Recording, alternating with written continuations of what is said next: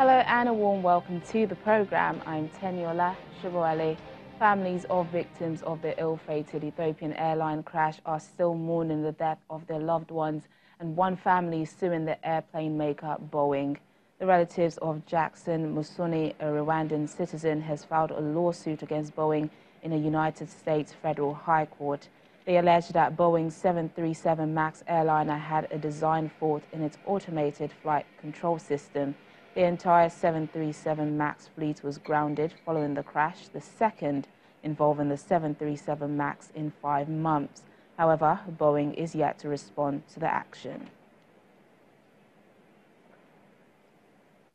Meanwhile, officials investigating the March 10 crash have preliminarily concluded that a flight control feature automatically activated before it crashed. The Wall Street Journal says the findings were relayed on Thursday, at a briefing at the U.S. Federal Aviation Administration. The flight control feature is meant to help prevent the plane from stalling. The maneuvering characteristics augmentation system flight control feature was also implicated in the fatal crash by Lion Air flight in Indonesia last year. Together, the two crashes have claimed 346 lives. The Wall Street Journal says the preliminary findings from the black box recorders of Ethiopian Airlines Flight 302 are subject to revisions, according to the people briefed on the matter. Meanwhile, a preliminary report from Ethiopian authorities is expected within days. To help matters now, the number of cholera cases in Mozambique has risen as the government confirms 139 cases, all of them in the devastated port city of Beira. Thousands more are being treated for diarrhea, an early symptom of cholera, which has killed at least 2 people. The World Health Organization says its first objective is to control the outbreak as it awaits nearly 1 million doses of cholera vaccine, which will be administered next week.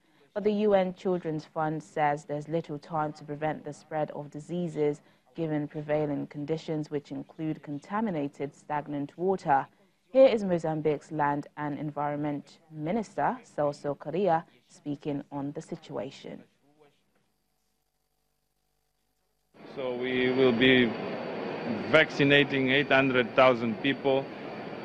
We have more than 100 cases already in the city of Beira, but we have no loss of lives in the centers. Unfortunately, yesterday we have 2 people that came already in bad conditions. They already lost their lives. So we're trying to avoid an outbreak of cholera at the moment.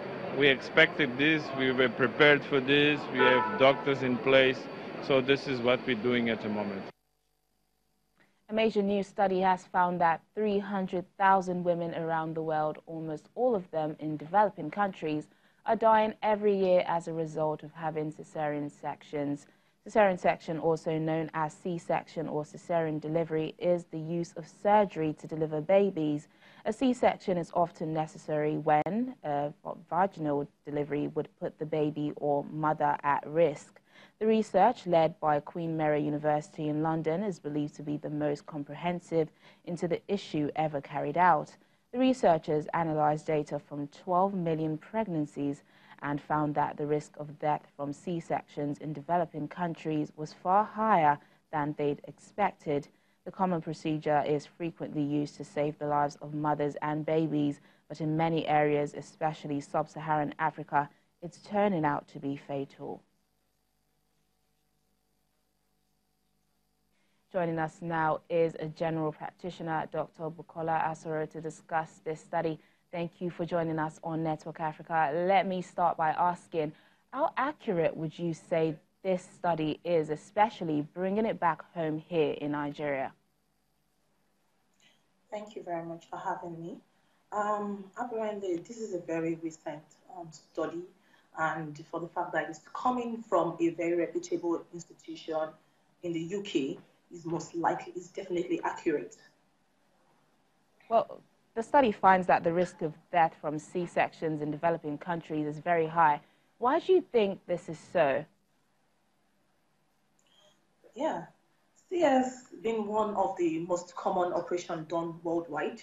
And nowadays we find out that both certified and uncertified medical practitioners actually carry out these procedures all in the aim to save life.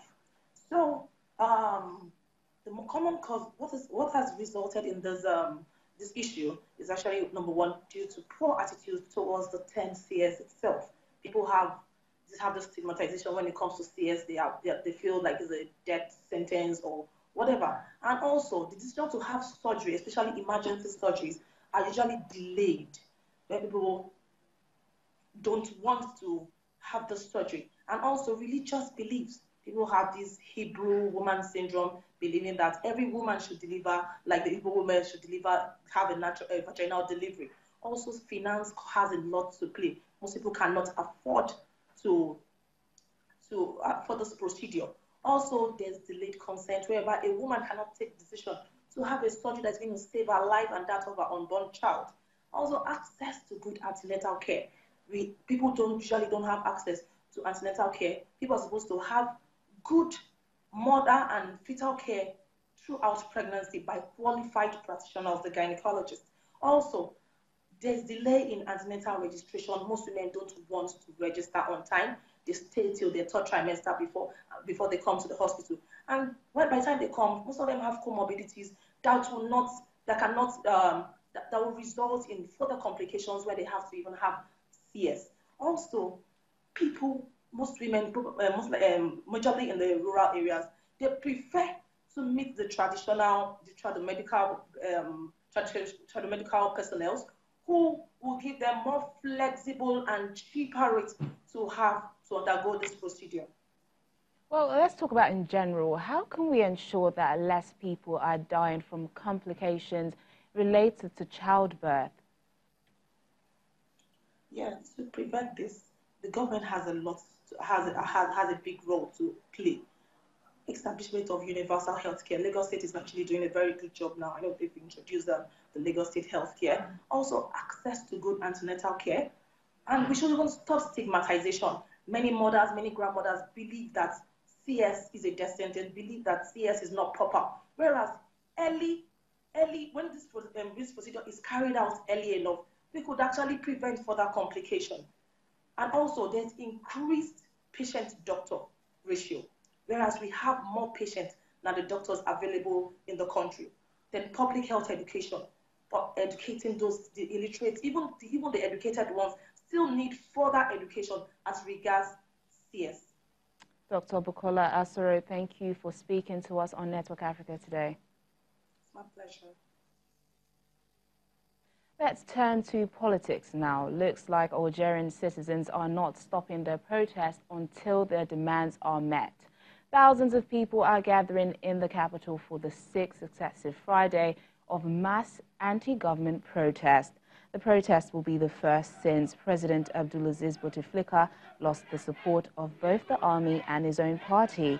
Both parties this week called for the 82-year-old head of state to be declared unfit to rule.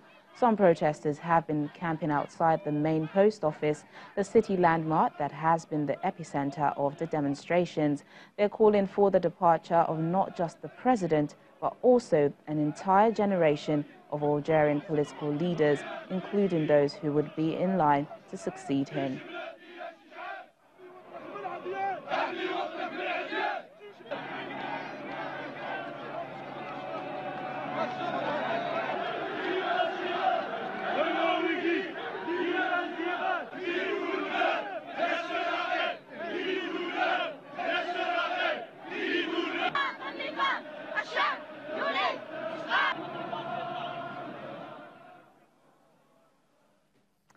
Now, Bonale Austin Peters is again blazing a trail in Nigerian theatre as she takes the world-renowned story of the legendary Fela Kuti and his wives to the biggest theatre in Africa, the South African State Theatre in the capital city of Pretoria.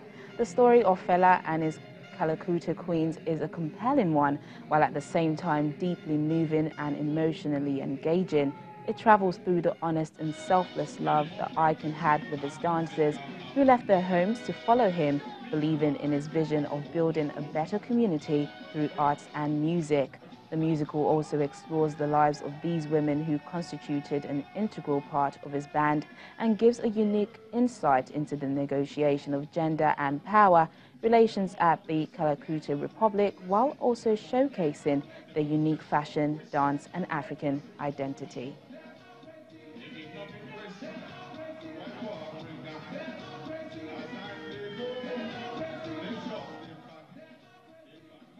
Now, Bolanle Austin Peters, director of Fela and Calcutta Queens, joins us now to discuss about her play. Thank you for joining us on the program. Thank you for having me. So let's start. What is the reason behind taking this musical to South Africa? Why do you think South Africans are eager about the Fela and the Calcutta Queens? The South African State Theatre actually approached us, that they'd heard about the musical, and being the foremost theatre in Africa, they normally invite other musicals and plays and operatic performances to showcase in their theatre. So it's a privilege for us to be here. What is also interesting is that Fela, as a legend, is well known all over the world, not only in Africa. So South Africans are very in tune with the story of Fela. So for us, it was just a great opportunity to perform at this phenomenal venue. Okay, well, you have a cast and crew of over 50. Tell me, what was it like directing and coordinating far from home? Oh, no, we have the support of the South African State Theatre. So in terms of logistics, in terms of putting together the whole show, they've taken a huge burden off me. I mean, typically in Nigeria, I have to do everything from programming to sourcing of funds to showcasing the work. So what I have to do now is just basically direct. And my cast and crew are people that have worked with me for over 5 years. So most of them know what to do, from the choreographers to the music composers to the dancers. Everybody has become more or less an expert in what they do. So my life is easier these days. Well, that's good to hear.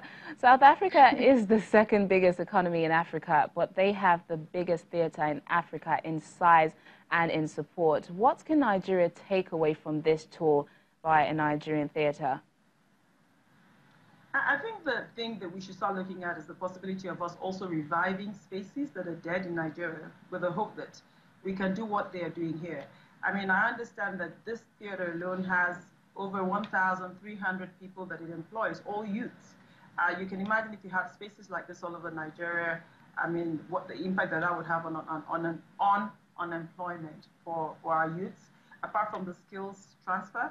I think that we can do a lot more in terms of just ensuring that skills are transferred to the younger generation in the art spaces. So it'll be nice for us to revive those spaces and build new ones. All right. So Bolanle Austin Peters, director of Fela and Calcutta Queens, thank you for joining us at Network Africa, and good luck with your play. Thank you. Thank you.